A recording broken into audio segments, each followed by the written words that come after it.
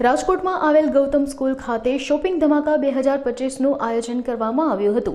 બાળકોનો સર્વાંગી વિકાસ તેમજ બાળ વેપારી તૈયાર કરવાના હેતુથી કાર્યક્રમનું આયોજન કરાયું હતું, જેમાં 300થી વધુ બાળકો દ્વારા 40 જેટલા વિવિધ પ્રકારના સ્ટોલ રાખવામાં આવ્યા હતા, જેમાં ફૂડ ગેમ્સ તેમજ ફૂટવેર જેવી અનેક વસ્તુઓ શોપિંગ ધમાકામાં રાખવામાં આવી હતી।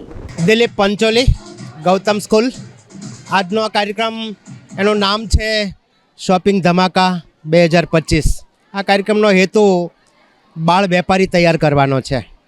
વેપાર કળા પણ એક વિજ્ઞાન છે અને વેપારની વિવિધ કલાઓ બાળકોને શીખવવામાં આવે છે અને એના દ્વારા બાળકોને તૈયાર કરવામાં આવે છે।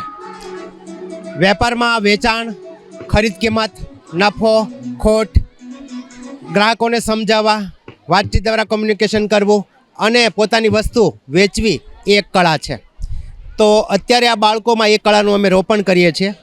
એ મોટા થઈ અને આ બાળ વેપારીઓ મોટા વેપારી બને, દેશના સારા નાગરિક બને, એક લીડર બને, જે પોતાના સમાજને, પોતાના પરિવારને, પોતાના દેશને પણ લીડ કરે એ ટાઈપના ભાવિ નાગરિકો બનાવવાનો પણ અમારો પ્રયત્ન છે। આ દેશના બાળકો એક સારા નાગરિક બને, તો સ્કૂલ પરિવાર આ માટે તનતોડ મહેનત કરે છે અને બાળકના સર્વાંગી વિકાસ થાય એ માટે કાર્ય કરે છે। આજે અમારી સ્કૂલમાં આજના આ શોપિંગ ધમાકા કાર્યક્રમમાં લગભગ 40થી વધારે સ્ટોલ છે અને સાથે સાથે 300થી વધારે વિદ્યાર્થીઓ આમાં ભાગ લઈ રહ્યા છે।